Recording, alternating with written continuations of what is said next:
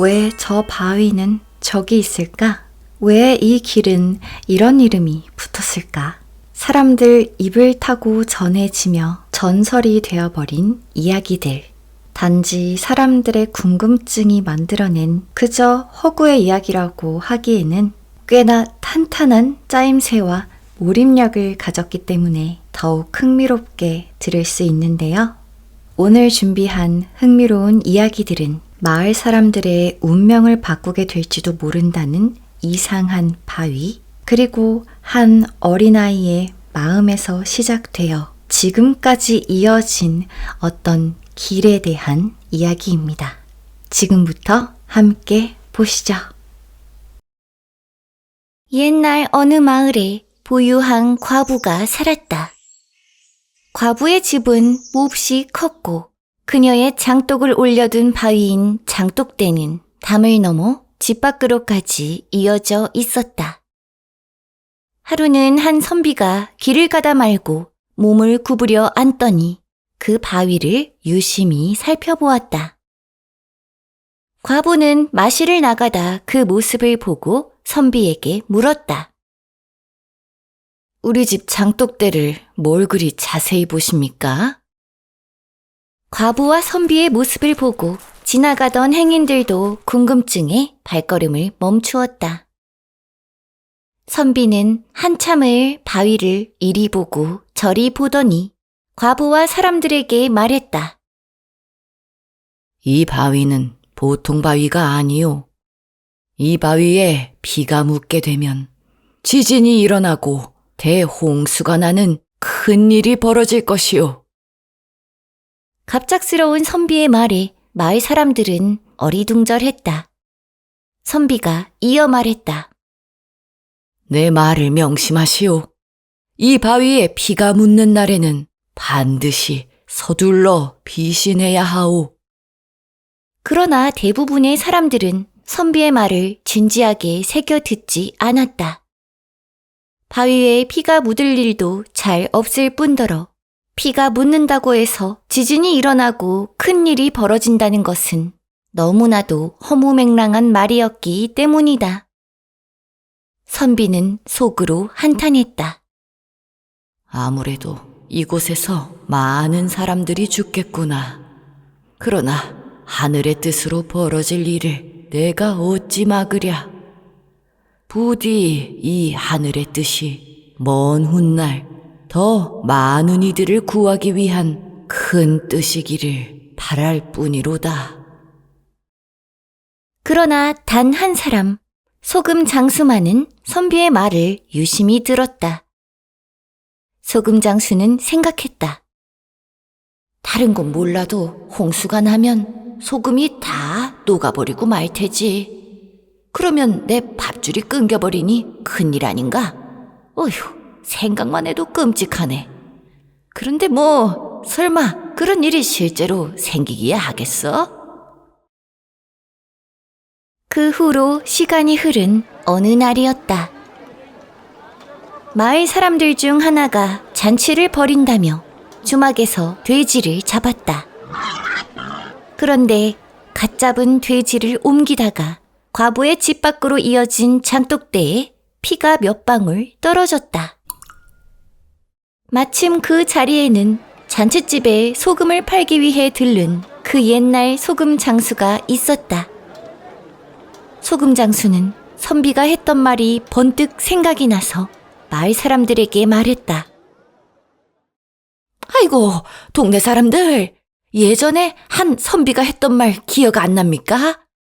이 바위에 피가 묻으면 이 마을에 큰일이 벌어질 것이라 했잖아요.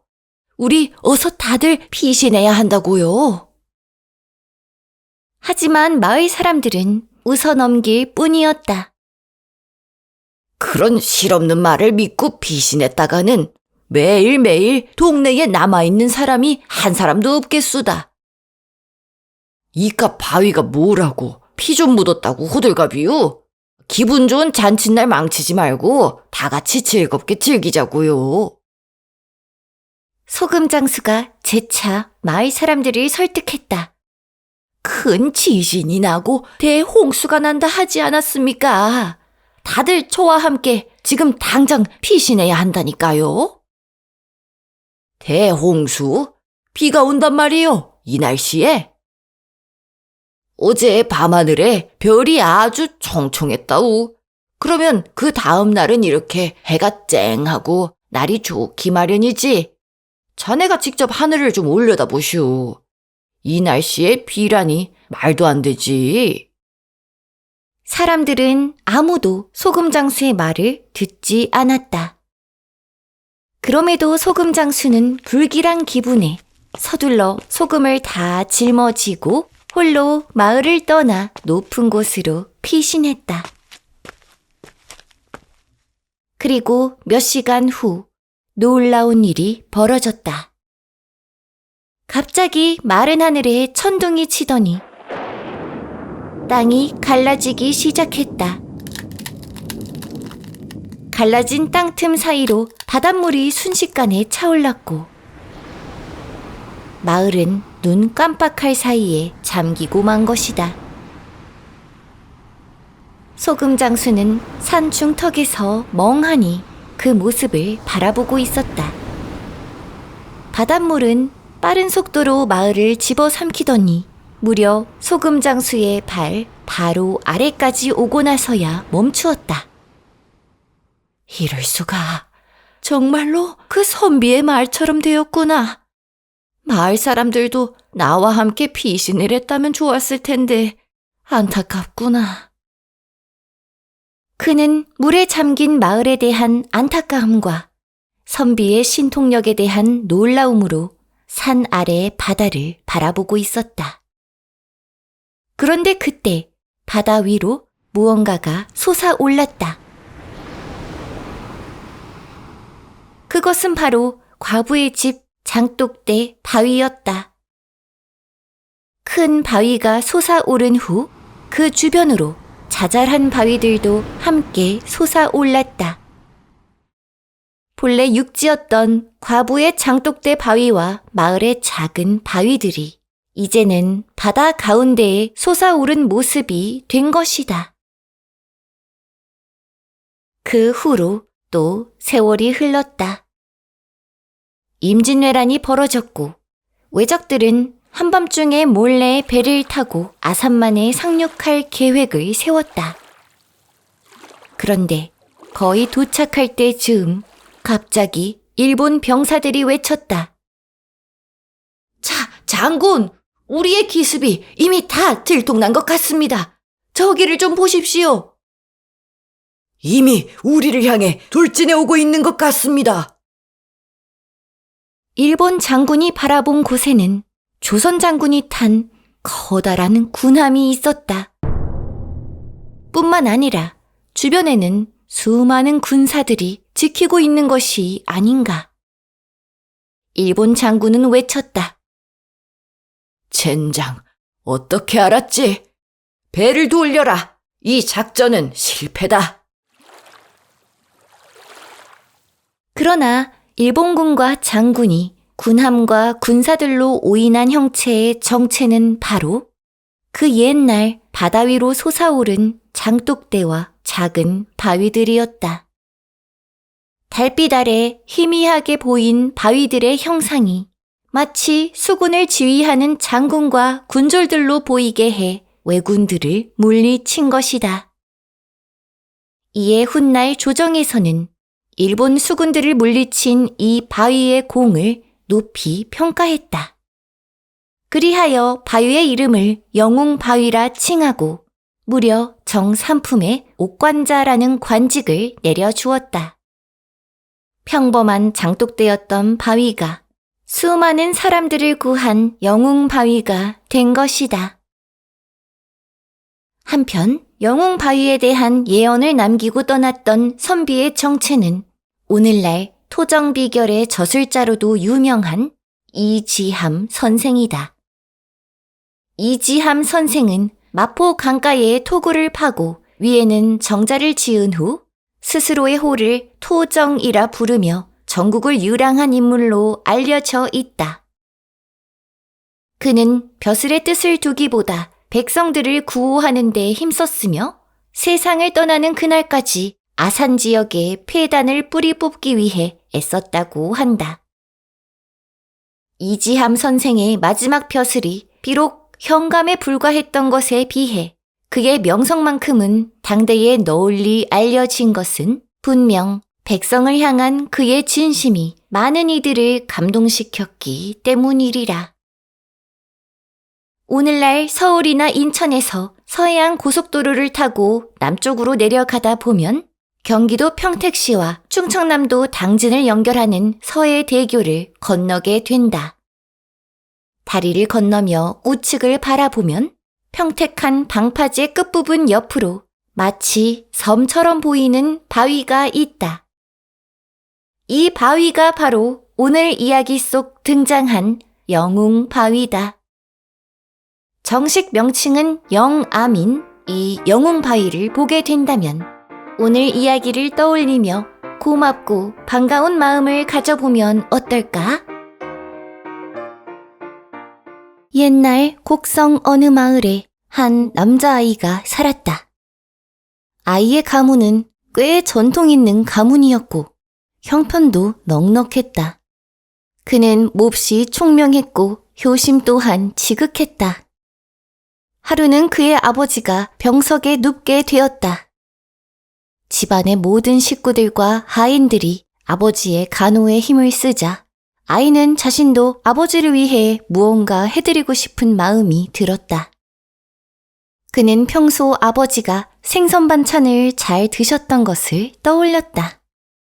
그래, 내가 직접 물고기를 잔뜩 잡아다가 아버지를 위해 요리해드리자. 그러면 정말 기뻐하시겠지? 그는 섬진강 두개천으로 향했다. 그리고 물고기를 잡기 위해 애를 썼다.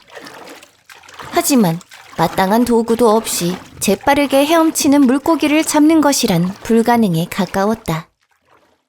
그는 중얼거렸다. 그물이 있으면 물고기를 잡기 쉽겠는데. 그런데 어디서 그물을 구해오지? 여기 있는 것들을 활용해서 물고기를 많이 잡는 방법은 없을까? 아하! 그래! 여기에 어사를 만들어서 물고기를 가두자. 어살이란 물길을 멈추고 가두어 두는 댐의 시초라고 할 수 있다. 개천물을 가로질러 돌을 쌓고 돌 틈을 나뭇가지로 막은 것을 어살이라 하는데 이 어살로 인해 물이 줄어든 그 아래에서 물고기를 잡을 수 있는 것이다. 돌이야 여기 널리고 널렸으니까 어사를 쌓는 것은 시간 문제일 거야. 어디 하나씩 옮겨볼까? 아이는 패기 넘치게 어살 만들기에 돌입했다. 그러나 금세 그것이 혼자 할 수 있는 일이 아니라는 것을 깨달았다. 아이가 돌을 쌓기가 무섭게 물살이 돌을 넘어뜨렸기 때문이다. 돌의 힘보다 물살이 훨씬 세서 돌들을 도저히 한 곳에 모을 수가 없네. 여러 사람이 동시에 해야만 돌의 힘이 물보다 세져서 어살 만들기가 가능하겠어. 아이는 하루 온종일을 강에서 보냈지만 결국 빈손으로 집에 향해야 했다. 그는 아쉬운 마음으로 강가를 터덜터덜 걷고 있었다. 그런데 발치에 무언가 탁 하고 걸리는 것이었다. 아이가 그것을 들어보니 푸른 빛을 내는 돌멩이였다. 신기하기도 하지. 돌에서 마치 빛이 뿜어나오는 것 같아. 밤에도 이렇게 푸른 빛을 내려나?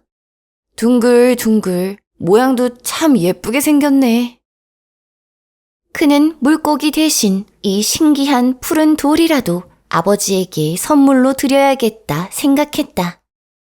그래서 돌을 주워 주머니에 챙겨서 집으로 돌아왔다. 그날 밤 깊은 잠에 빠졌던 아이가 주변의 기척에 잠에서 깼다. 그리고 깜짝 놀라고 말았다. 자신을 둘러싸고 수십 마리의 도깨비가 앉아있는 것이 아닌가. 그는 깜짝 놀라 일어나 앉았다. 아이는 외쳤다. 너희들은 누구냐? 정체를 밝혀라. 그러자 도깨비 무리 중 하나가 짐짓 예의를 갖추고 말했다. 장군님, 저희는 강에 사는 도깨비들입니다. 장군께서 저희 대장님을 데려가셨습니다. 그래서 대장님을 돌려주십사 하고 찾아왔습니다. 뭐? 대장님? 내가 너희의 대장님을 데려오다니 그게 무슨 말이냐? 장군께서 강가에서 들고 가신 푸른 돌, 그 돌이 바로 저희 대장님입니다.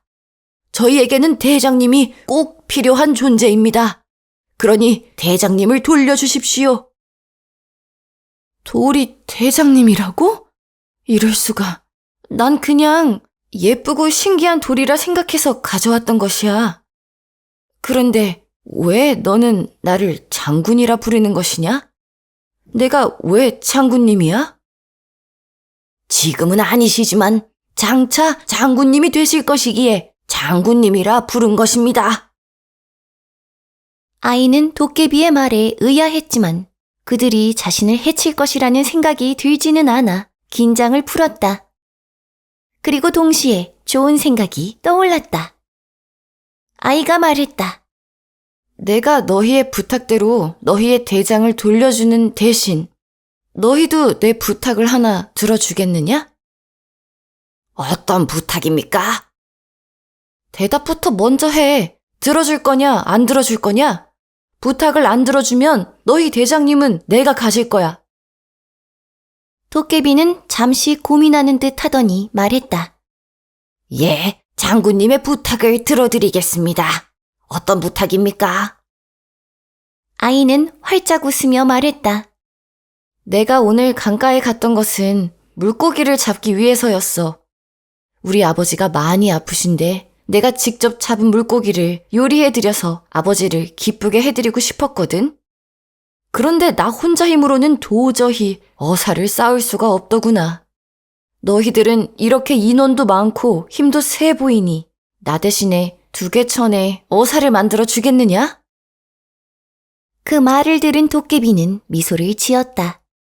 아이의 부탁이 그의 이기적인 욕망이나 탐욕이 아닌 아버지를 위한 효심이 담긴 것이라는 것에 안도한 것이다. 도깨비가 답했다. 예, 저희가 어사를 만들어 드리겠습니다.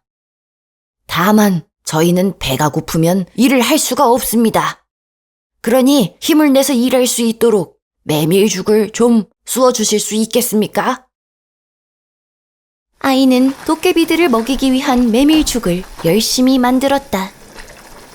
그러나 갑자기 많은 도깨비들을 먹일 메밀죽을 쑤려니 집에 보관하고 있던 메밀의 양이 충분하지가 않았다. 도깨비들은 아이가 만들어준 메밀죽을 먹으며 밤새 열심히 어사를 쌓다가 죽이 다 떨어졌다는 소식에 이렇게 말했다. 일은 받은 만큼 해야지. 메밀죽이 여기까지면 어살도 여기까지.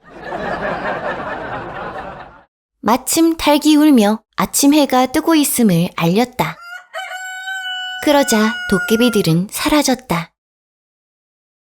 아이가 강에 가보니 단 하룻밤 사이에 튼튼하게 어살이 만들어져 있었다.